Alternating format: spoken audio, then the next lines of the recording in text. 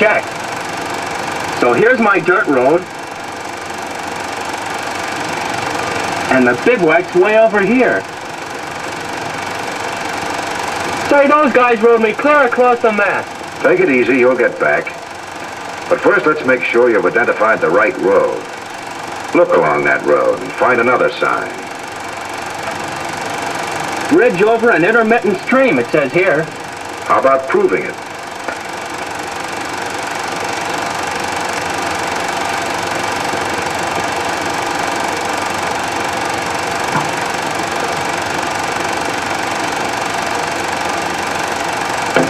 This bridge proves it. Now I know I'm lining up the right map sign with the right road. That's the idea. Whenever you orient your map by use of a ground feature, make it a point to double-check your orientation with other objects or ground features. This is quite a trick, orienting without a compass. Darn that sun. Hold on, Mac. That sun's a good friend of yours. Well, if you say so. Suppose you're out on patrol with a map, without a compass, but you have a watch. Take off your wristwatch. Show you how to orient by using your watch and the sun. What do you know about the sun, Mac? Well, it rises in the east and sets in the west. He calls it a day. Fair enough. Now face the sun. Hold your watch flat on your hand and turn it until the hour hand, that's the short hand, is pointed toward the sun. Check. Find a point halfway between the hour hand and 12 on the dial. That point shows you where south is. A line drawn from that point through the center of the watch gives you north. Neat, eh, Mac? And you can use this trick to orient your map. All maps are printed with north at the top. Therefore, to orient your map, turn it so the top is toward north. Wait a minute. I'll try the whole thing from scratch. Point hour hand at sun. Find mark halfway between hour hand and 12. That gives me south, and a line straight through the center of the watch gives me north. Now, Mac, you can't use your watch for a compass at night, but there's something to take its place. What's that? One moment while we draw the shades of night.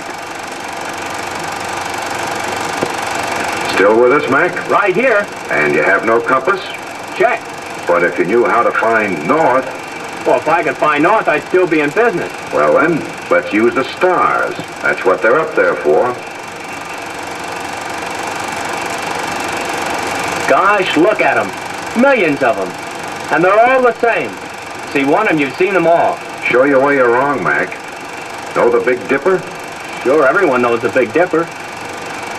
There it is. 7 stars. 3 for the handle and 4 for the bowl. Keep your eye on the 2 stars at the end of the bowl, where water would pour from the dipper. Those 2 stars are known as the pointers. Now, carry your eye out in a straight line from these pointers, and you come to the North Star. You can't miss, because the North Star is the brightest one you'll see there. And the distance from the nearest pointer is about 5 times the distance between the pointer stars.